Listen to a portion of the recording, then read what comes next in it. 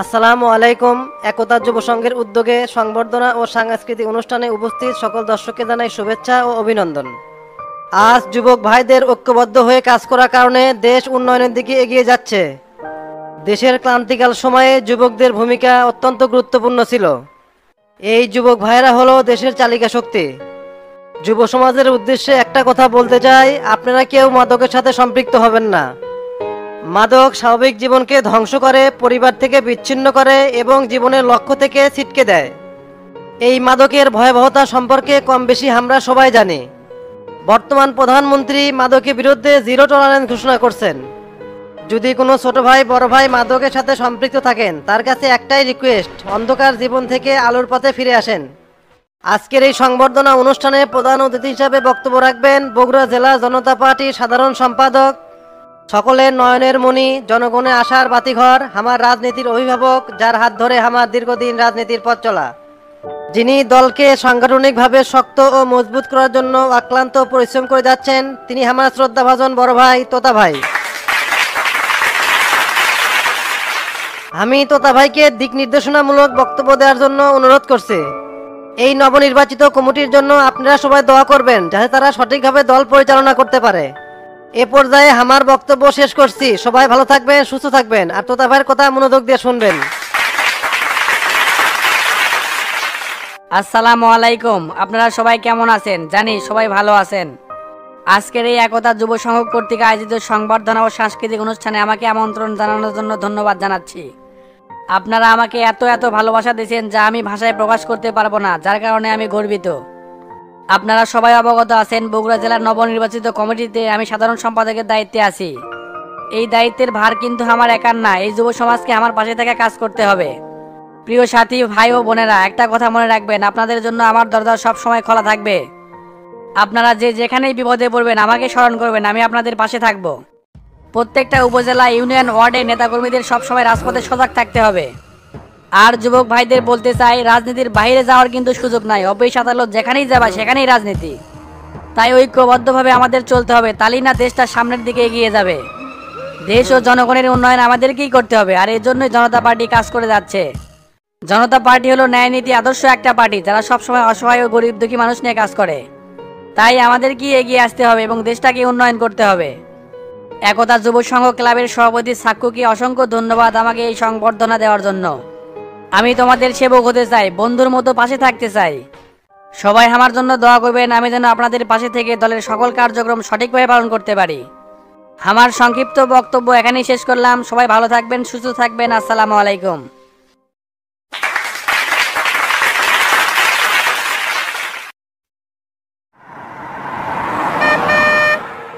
ভাই, আপনি তো ফাটিয়ে দিছেন। এইভাবে বক্তব্য দিলে নেতাকর্মীর সমর্থন তো বেড়ে যাবে। রাজনীতি হলো পুরোটাই আয়নাবাজি খেলা রে। এখানে যাইতে তো তেল মেরে কথা খবর বিতাইতে তো প্রমোশন পাবি। এরা তো যুবক, এগের রক্ত সবসময় গরম, এগের দিয়েই তো রাজনীতি করে নেওয়া লাগবি। এই ক্লাবের সেনাবাহিনীরা রাজনীতি করার জন্য অ্যাক্টিভ আছে, কয়েকদিন চাবিরি একসাথে খালেই কাম হয়ে যাবে। ভাবতেছি এগের শহরে অ্যাক্টিভ করে সিন্ডিকেট রাজনীতি এগের দিয়ে করে নেবো। তবে একটা জিনিস খেয়াল করলাম রে ডন, আগের সাথে কিন্তু বক্তব্য এখন ভালো দিচ্ছি। আপনি একবার ঠিক কথা বলছেন, এরকম বড় বড় লেকচার দিয়েই তো আমাদের সামনের পথ ক্লিয়ার করা লাগবে। তে ভাই, এখন কোনটি যাবো? কুটি আর যাবো, পার্টি অফিস বিলা যা। এখন ঘন ঘন পার্টি অফিসে যাওয়া লাগবে। রাজনীতি করতে গেলে সবসময় রাজপথে থাকা লাগবে, তাহলে তার রাজনীতিটা মজবুত হবে। খালি পার্টি অফিসে গেলেও তো হয় না, এখন নিজস্ব একটা চেম্বার লাগবে। নেতাকর্মী নিয়ে তো পার্টি অফিসে সব আলোচনা করা যায় না, একটা পার্সোনাল চেম্বার থাকলো, সব বিষয়ে ওটি কথাবার্তা হলো। রাতের 8টা থেকে 12টা পর্যন্ত চেম্বারে বসলেন, যার যার সমস্যা ওটি চলে আসলো। আমিও সে চিন্তাই করছি, সবসময় পার্টি অফিসে বসা যাবি না, নির্দিষ্ট একটা জায়গায় বসা লাগবি।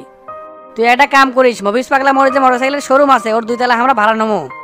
ওই বিল্ডিং এর মালিক খালেক ভাই আমার সাথে দেখা করবার কোষ, কথা বলি একটা বসার ব্যবস্থা করে দেবিনি।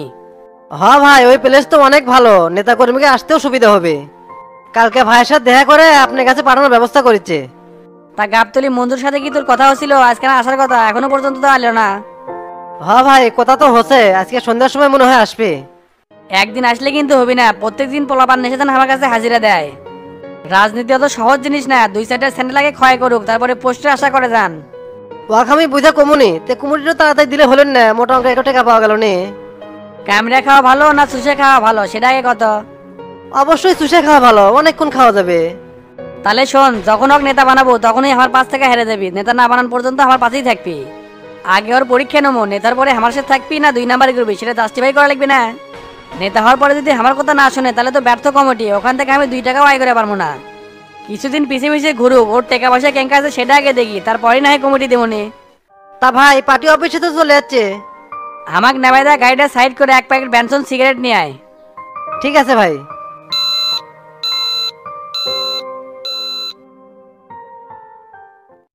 নওশাদ, নওশাদ, এই সেনা গালো গুন্ডি রে। জি স্যার বলেন। আজকের শিডিউল কি কি আছে বলো তো? সকাল 10টা 30-এ জেলা প্রশাসকের সাথে মিটিং আছে, আর দুপুর 2টা 30-এ লাঞ্চের পর মোমিনে একটা মিটিং আছে। সিরাজগঞ্জ থেকে মিন্টু ভাই আসবে, তার নাকি আর্জেন্ট কিছু কথাবার্তা আছে, এই জন্যই আপনাকে মোমিনে থাকতে হবে। আর সন্ধ্যা 6টায় দলীয় কার্যালয়ে নেতাকর্মীর সাথে মত বিনিময় সভা আছে। এর মধ্যে ওসি সাহেব ফোন দিছিল, আপনার সঙ্গে কিছু কথা আছে, সেটা আবার রাত 10টার সময়। ঠিক আছে, সময় মতোই সব কাজ হবে। এখন যেতে হবে খোট্টাপাড়া, ওখানে একটা ব্রিজ উদ্বোধন করা লাগবে। জি স্যার, ওইখানে তো আবার আপনাকে প্রধান অতিথি করা হয়েছে। তা নওশাদ, শফিক চাচা কি তুমি বলছো ওখানে যাওয়ার কথা? জি স্যার বলছি, উনি কিছুক্ষণের মধ্যে চলে আসবে। এই ফাঁকে আপনি একটা চা খেয়ে নেন, আমি গাড়ি বের করতে বলতেছি। ঠিক আছে, তাড়াতাড়ি করো। কিরে করলা, একবার ম্যাজিস্ট্রেট হয়ে বসে আছো, আমার কি চোখে পড়ে না? হবে তোকে তো দেখছি, এখন রাস্তা দিয়ে যাই যাবি তাকে কি সার সার করে ডাকা লাগবে। তো কি সারকে কবার বসিবে? সালাম তো একটু দিয়ে পারলো নি এলাকা বড় ভাই হিসেবে। তোর সে আমি 5 বছরে বড়, তারপরে তুই আমাকে তুই করে কোস, তাতে আমি কিছু মনে করি না, কারণ একসাথে বড় হচ্ছে। এখন কিন্তু সব বেদবি মেনে নেওয়া যাবি না, আমি তোর বড় ভাই, রাস্তাঘাটে দেখা হলে সালাম কালাম দেওয়া লাগবে। তোকে কেবে সালাম দিবার জামু? তুই তোর সেক্রেটারি যে জিজ্ঞাসা কর গা যে গোল লাগে দে, ও কি তো আমি সালাম দিই না? যারা সালাম পাওয়ার যোগ্য তা করে আমি ঠিকই সালাম দিই, ছোট হোক বা বড় হোক। আর তোরা তো বেশি টার চুঙ্গা লেগা টেকা খাওয়া যাবি, সেরেলে সারাদিন পরে থাকিস। আর শোন, তোর কথার ডাইস ঠিক করিস, তোর বড় ভাই সেক্রেটারি হচ্ছে দেখে কি তোর খুব পাট বেড়ে গেছে, এলাকার থাকতে দেবো না কিন্তু। চুপ থাকবে, আগের দিন বাগে খাচ্ছে, আগের ডন আর এই ডনের মধ্যে অনেক পার্থক্য। এখন বগুড়া জেলার 11 থানা আমরা কন্ট্রোল করি, কত নেতা এসে পাঁচা দিচ্ছে। দেশে এবার হামাক কষকে আমি কি নেতা হবার যাচ্ছি যে তোর পাঁচাটা লিখবি? পাঁচাটা রেখে সে পা কাটে নে রেখে দিমু, সেই কথা মনে রাখিস। সবে মাত্র পাওয়ার পাসু, এখনই ওরা শুরু করছো, বেশি উঠলে কিন্তু পাকা কাটে ধুমো। দলীয় পাওয়ার পাসু সঠিকভাবে পরিচালনা কর, তাহলে দেখবো এমনি লোকজন তোকে ভালোবাসবে। সামনে জাতীয় নির্বাচন, ঠিক মতো যদি লোকজন না রেখে পারিস তাহলে কিন্তু খোর খাওয়ার অভাব হবে না। তোদের মতো খাও খাও পার্টি নেতা হওয়ার কারণেই তো দেশের অবস্থা হয়ে গেছে। চুপ থাকবে, কেন্দ্র নেতার কাছে আমাকে একটা গ্রহণযোগ্যতা আছে, এই জন্য নেতা হওয়া পারছি। খাও খাও পার্টি আমরা, তোরা খাও খাও পার্টি, চিকনে কাম করিস, কাউকে বুঝবে দিস না। এ ডনে চুপ, আর একটা কথা বলে কিন্তু এটি তো পোজ মেরে দিমু, যা জানিস না সেটা নিয়ে কথা কস কে। তোকে ভরা বাজারের মধ্যে টুটি চিপে মেরে এলে দিমু, কেউ কিছু করতে পারবি না, তুই আমাকে চিনিস। একটা কথা মনে রাখিস, চিকনে কাম করার মতো মানুষ সামচু ভাই না, যা করবি ওপেনে করবি। উচিত কথা কষি থেকে লাগছে, সময় হোক জাতি সব জানে পারবে। তে ওঠে আইনালের দোকানে যাই, এলাম মিষ্টি মিষ্টি খিলাই। যাবে তো করে মিষ্টি আমার খাওয়া লাগবি, তোতার মতো কত সেক্রেটারি আমার বাড়ি গেটের সামনে পড়ে থাকে। ভালো কথা বললাম তো, পছন্দ হলে তুই থাক, গেলাম। যা যা ভাগ, এমনিতে এটি খাও খাও করে বেড়াচ্ছ। কিরে ফটিক, অনেকদিন পর কিংবা তোকে দেখেছি, গেছিল কুটি? নানির বাড়িতে গেছিলাম, মায়ের জমিনে আনা ঝামেলা হচ্ছে তো সেই জন্যে। বড় মামার আনা ডিস্টার্ব আছে, খালি ভালো ভালো জমি নিজে নেয়, আর যেগুলা জমি তাবাত হয় না ওগুলা জমি হামাগারে দেয়, তাই ওরে আনা ঠিক করবার গেছিলাম। আজকালকার মানুষ খুব খারাপ হয়ে গেছে, হকদারে হক বুঝে দেয় না। ইসলামে আছে বাপ মা মরে যাওয়ার সাথে সাথে বোনের হক তাক বুঝে দেওয়া। কেরে ফটিক, তোর ছোট মামা না মাদ্রাসার শিক্ষক, আবার হুজুর, ওই কিছু কয় না? আর কইও না আইনাল ভাই, ওই তো খালি ভালো মানুষের ভ্যাস ধরে থাকে, শালা ম্যানকে শয়তান। চোদনও দিছি, এই ফটিক যে কি জিনিস ওরা চিনবার পারেনি, একজনও মুখের উপরে কোনো কথা কর সাহস পায়নি। তোর মুখের উপর কথা কে ওরা চোদন খাবি? কেরে ফটিক, শুনলাম তোর চাচা নাকি সভাপতি হচ্ছে। হ্যাঁ রে, তোর চাচাদের সভাপতি হবে কেউ ধারণাই করে নাই, তোর নামে তো সভাপতি ঘোষণাই করছিল।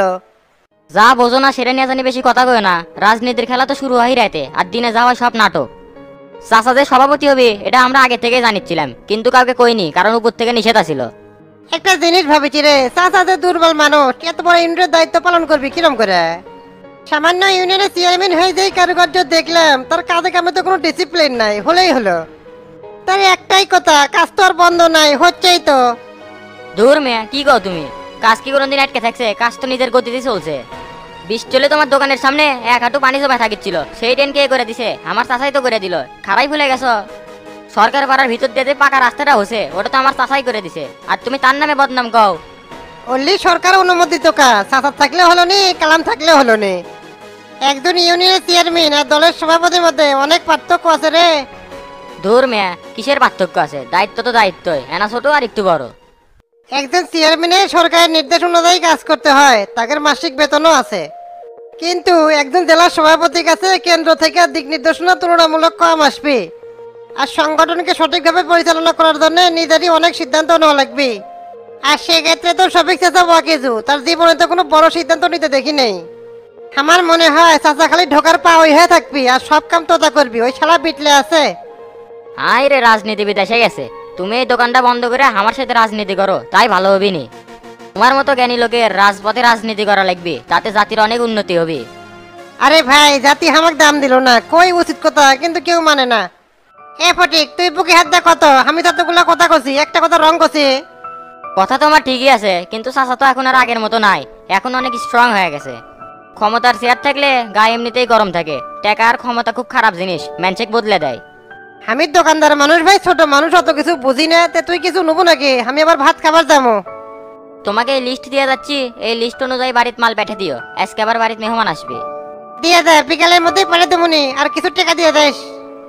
না না, এখন টাকা নাই, তুমি মাল পাঠিয়ে দিও, ওই চাংড়ার হাতে টাকা বাড়ামুনি। আচ্ছা দিস, তাহলে মিস করিস না। ঠিক আছে, মিস হবি না।